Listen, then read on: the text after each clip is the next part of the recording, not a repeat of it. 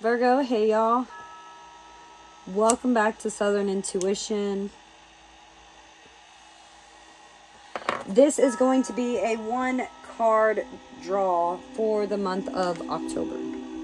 Keep in mind, I do believe that everything connects eventually, and if it is your message to hear, you will do so. And then please like, share, and subscribe. I'm going to pull you this 1 card. I'm going to give you what I feel it is intuitively, and we will read the story from the Wonderland Tarot. If you like this type of reading, hit that like button, let me know, and I will continue to pull this reading every month for you, for all signs. Virgo. Virgo, very still this month, very still. Let's pull your 1 card. What does Virgo need to know for the month of October, the spooky season?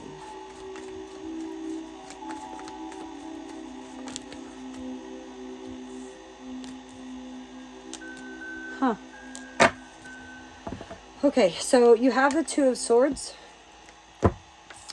and you have the Death.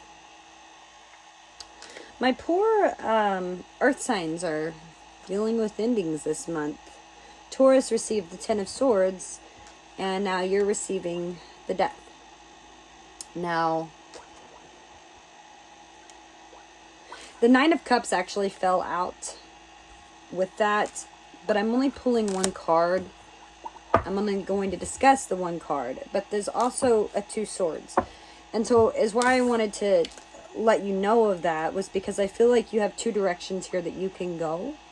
You can find yourself in a place of sadness and sorrow, or you can either light your candle here or blow it out. It's really up to you. You have the power here this month to find yourself. And it's interesting because it's like, eat me, drink me. You know, you have a lot of people, I feel like, around you this month that are trying to get you to do things that maybe you don't want to do. The Death isn't a literal death, though it can mean that. It's usually a matter of, you know, something that was a certain way, that's done. Okay, that time is over with. And a rebirth is happening. So something else could come from this, right?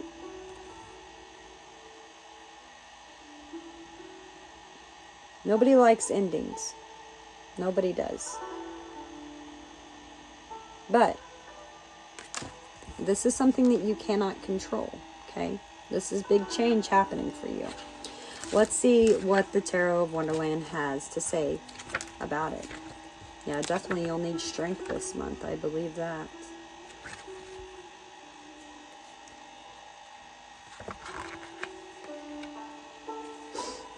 Okay.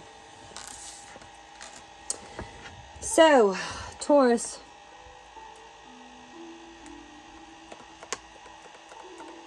Through the looking glass here, the Tweedle brothers tell Alice that she is merely a thing in a Red King's dream.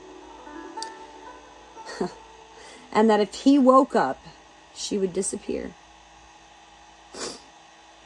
They say, if that there king was to wake, added Tweedledee-Dum, you'd go out. Bang! Just like a candle. In Wonderland, when Alice is waiting to see the effects of having drunk the liquid in the bottle marked "Drink Me," she wonders how small she will become. For it might end, you know. And Alice to herself thought, in my going out altogether, like a candle?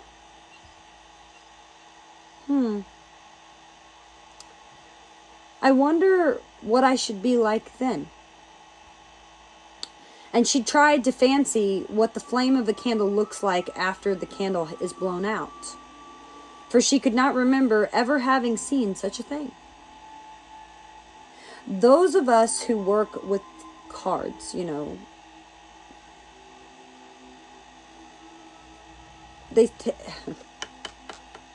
me as a reader, right? The woman that wrote the book here, Barbara Moore here, she's like, those of us that work with the cards. Sorry, I hear someone coming. Interesting.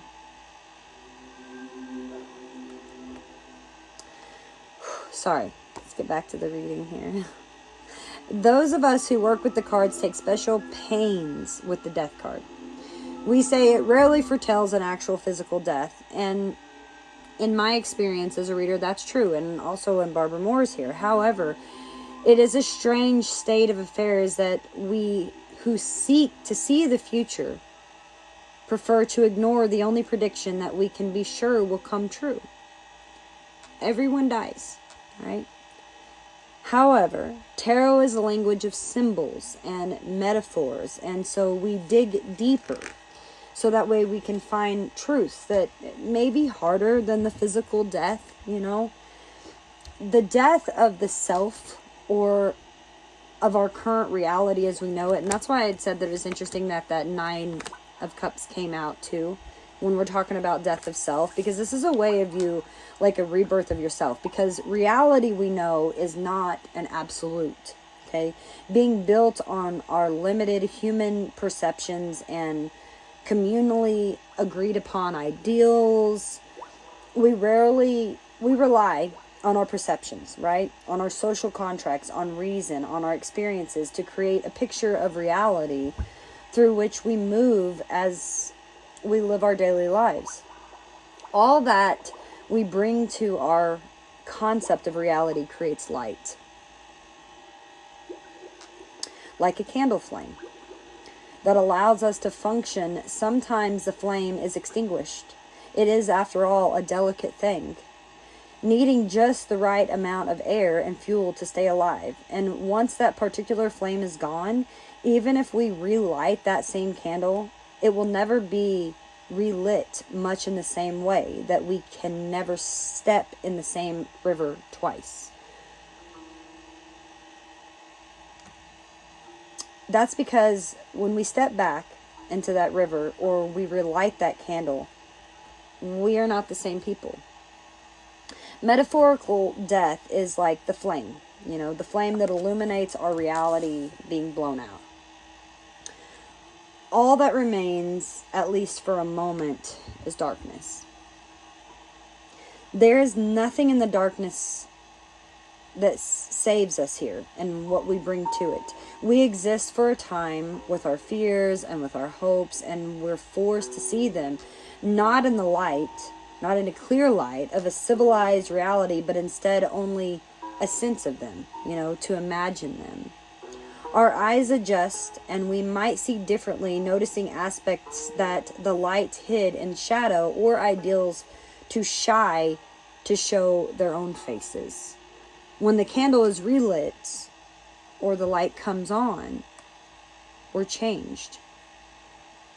And so is the world around us. So, death means that something is ended. And after such a loss, nothing will ever be the same again. I read once about a village when somebody died, everyone in the village changed something about their house or their yard in solidarity with the bereaved family, noting that their world is no longer the same as it was. We like to assign good or bad experiences because that is human nature, right? With the experience of death, we should resist temptation because death is a part of life, neither good nor bad. If there is any goodness or badness, it is in how we experience and relate to it. That's, again, why that 9 of Cups came out. You know, a sense of emotional okayness, you know. But it's only not about death, but it's also about rebirth, endings, mortality, loss, change, failure, destruction,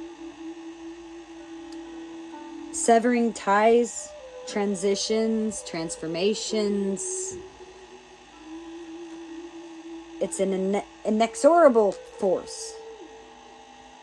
Elimination. Death. So that is what I have for you, Virgo. And good luck with that.